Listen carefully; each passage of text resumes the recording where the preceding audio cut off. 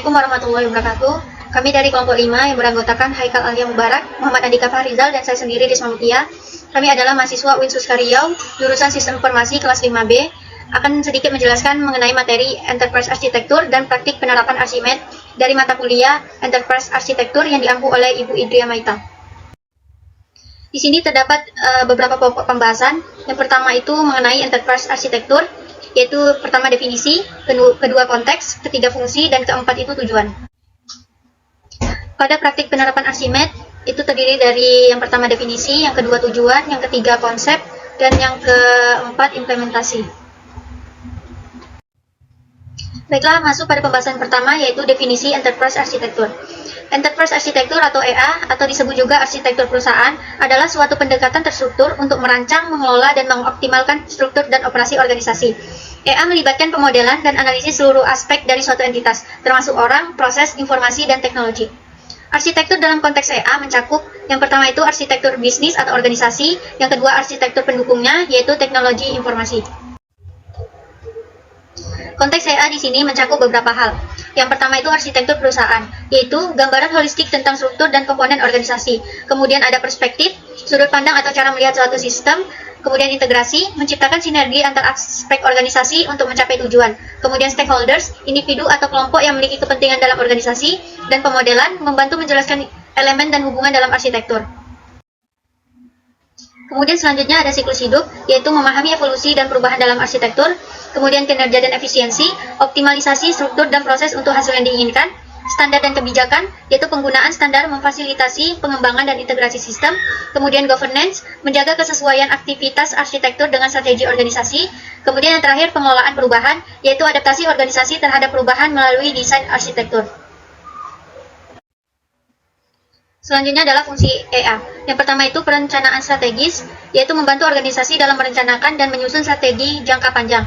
Yang kedua, desain organisasi, merancang struktur organisasi untuk mencapai tujuan strategis. Yang ketiga, manajemen perubahan, yaitu menyediakan kerangka kerja untuk mengelola perubahan organisasional dengan efektif. Yang keempat, optimalisasi proses, memastikan bahwa proses bisnis di organisasi berjalan dengan efisien dan efektif. Yang kelima, manajemen informasi, yaitu mengelola aspek-aspek informasi termasuk data, aplikasi, dan teknologi. Yang keenam, pengembangan teknologi, merancang dan mengintegrasikan solusi teknologi informasi untuk mendukung tujuan organisasi. Baiklah, saya di sini akan menjelaskan tujuan dari Enterprise Arsitektur.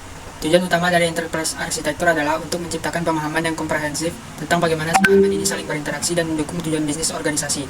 Tujuan lainnya yaitu, yang pertama, keterpaduan atau integration, mengintegrasikan semua elemen organisasi untuk mencapai keterpaduan dan sinergi. Yang kedua, flexibility, membuat organisasi lebih responsif terhadap perubahan lingkungan bisnis. Yang ketiga, efficiency, meningkatkan efisiensi operasional dan penggunaan sumber daya. Yang keempat, clarity atau keterbacaan, menyediakan pandangan yang jelas dan komprehensif tentang struktur dan fungsi organisasi.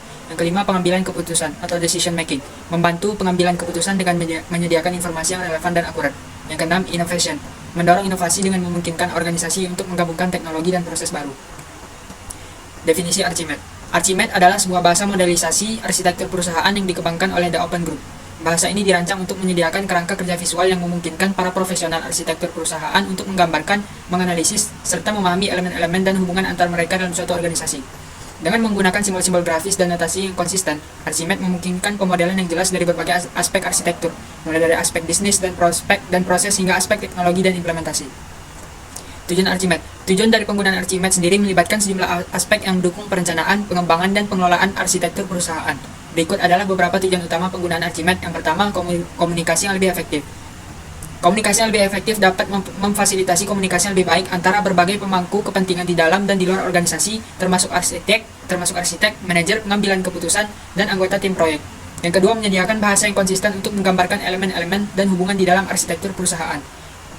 Tujuan Archimed yang kedua adalah pemahaman bersama. Pemahaman bersama dapat menciptakan pemahaman bersama tentang arsitektur perusahaan di antara berbagai kelompok pemangku kepentingan, dan menyediakan cara visual yang dapat dipahami oleh orang-orang dengan latar belakang berbeda seperti bisnis, teknologi, dan manajemen. Tujuan yang ketiga adalah perencanaan dan strategi. Dengan perencanaan strategi, dapat mendukung perencanaan strategis dengan memungkinkan pemodelan elemen-elemen strategis dan hubungan di antara mereka, serta menyediakan pandangan visual tentang bagaimana tujuan bisnis dapat diwujudkan melalui pengembangan dan implementasi teknologi. Yang keempat, manajemen perubahan. Di dalam manajemen perubahan dapat mendukung pemodelan serta analisis dampak perubahan terhadap arsitektur perusahaan, serta memfasilitasi perencanaan dan implementasi perubahan organisasi dengan memberikan pandangan visual tentang bagaimana perubahan tersebut mempengaruhi elemen-elemen arsitektur. Tujuan selanjutnya, pengembangan sistem informasi.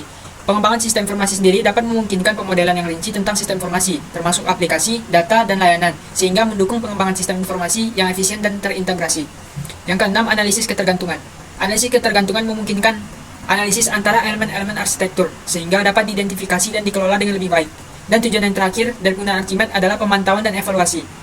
Pemantauan dan evaluasi di sini maksudnya menyediakan kerangka kerja untuk pemantauan dan evaluasi berkelanjutan terhadap arsitektur perusahaan yang memungkinkan organisasi untuk menyesuaikan strategi dan keputusan mereka sesuai dengan kebutuhan dan perubahan pasar. Penggunaan Archimedes dapat memberikan organisasi alat yang kuat untuk merancang serta mengelola arsitektur perusahaan mereka secara holistik, mendukung efisiensi, efektivitas, dan adaptabilitas organisasi dalam menghadapi perubahan yang terus-menerus. Baiklah, di sini saya akan menjelaskan konsep dari Archimedes.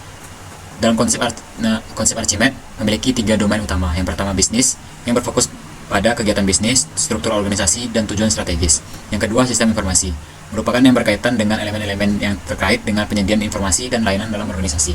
Yang ketiga, teknologi, melibatkan infrastruktur teknologi yang mendukung sistem informasi dan kegiatan bisnis. Selanjutnya, implementasi Archimedes pada studi kasus bank. Alur proses bisnis pada implementasi Archimedes bank. Yang pertama, mengajukan pemblokiran kartu. Yang kedua, melakukan transfer atau pembayaran. Yang ketiga, melakukan penarikan uang. Untuk mengajukan pemblokiran kartu, customer perlu menghubungi customer service. Selanjutnya, CS akan melakukan verifikasi pemblokiran kartu. Jika verifikasi telah berhasil, maka kartu akan diblokir dan customer dapat membuat atau meminta kartu baru di kantor cabang terdekat. Selanjutnya, apabila customer ingin melakukan transfer, maka customer harus memasukkan kode akses atau PIN terlebih dahulu. Lalu customer memilih opsi transfer serta memasukkan nomor rekening dan jumlah biaya transfer yang diinginkan. Lalu customer memasukkan PIN untuk melakukan verifikasi untuk memastikan transaksi customer. Jika iya, maka uang akan ditransfer. Yang ketiga, apabila customer ingin melakukan penarikan saldo, customer memasukkan PIN terlebih dahulu. Selanjutnya, customer memilih jumlah uang yang ingin ditarik sesuai nominal yang ditampilkan pada sistem, atau bisa memilih opsi penarikan.